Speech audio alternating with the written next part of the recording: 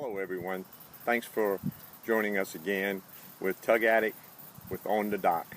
Today we're going to cover how to care for your knives. We had someone come in with a comment, the Fluke Master. A lot of people in the South probably don't know what a fluke is. We'll explain that in another video. We want to kind of go over the tools of the trade that we have. They're all available on cleanyourcatch.com. And we want to tell you the most important thing is naturally sharpening your knife. You don't need it 100% sharp because you don't want to have it to dig and bite into the bones when you're filleting. But with these carbon steel knives that we use, which actually hold the edge and keep an edge longer than stainless steel knives, it's important that you keep them from rusting. And a simple thing you do is just have your little bottle like I have here of mineral oil, and after you finish them, wipe them down, apply a little mineral oil. You can do it on the wood as well as the blade, which we do both, and it'll keep that rust down. These knives that we have here, these are my personal knives that I've been using now for almost a year and a half, and you can see there isn't any rust. And this is the Dexter 3576. This particular knife we use for 99% of our cleaning.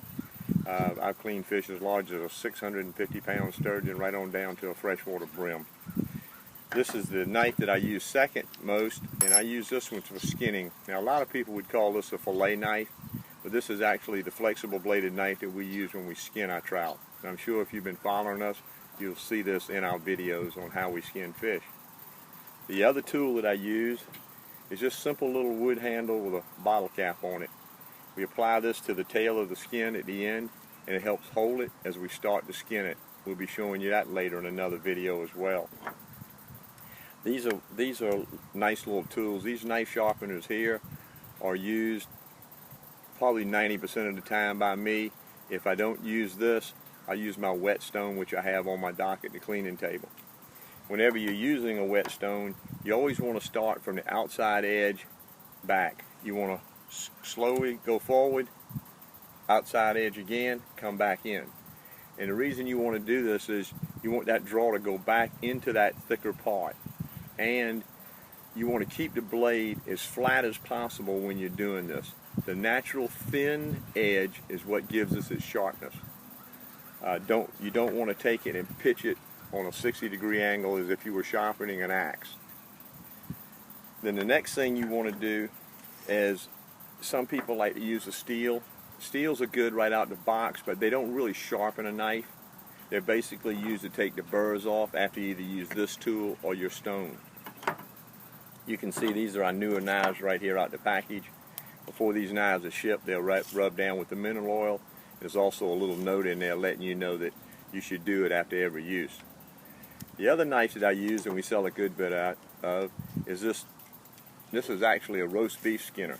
This particular knife is what we've been using since we did our videos. This knife came onto the market, and if you notice, it has these little dimples in it.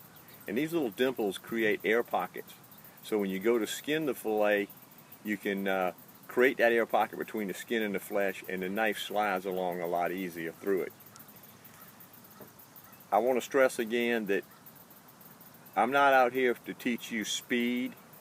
Speed comes with practice. If you'll notice in my videos, I'm doing an instructional video. I have some people comment that they can clean a fish faster with an electric knife.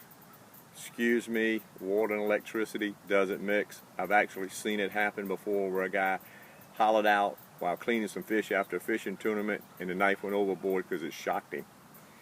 When you use an electric knife, again, you're taking that knife and you ride it down the top of the vertebrae. A lot of times you clip that top of the vertebrae right on down the center. If you don't clip it, then you're leaving meat between here and there on the backbone. A lot of people leave enough meat, throw enough meat away they can fry the backbone. They don't take the bones out the belly like we do with our knives. And this knife is great for doing that. The Dexter 3576 again. We give you back the maximum return you can for your fillets. Another thing I want to tell you about, with all of these knives and all the tools we have of the trade, again, you can find them on our website. I got Father's Day coming up. You may be thinking about a Father's Day gift for you ladies that are watching this. If not, you guys, tell your wives, girlfriends, whoever, this is what you want for a Father's Day gift. I hope that when you finish this video, you'll push the like button. and thanks again for watching. This is Captain Vince Russo, alias Tug Addict, from the dock. Have a good day.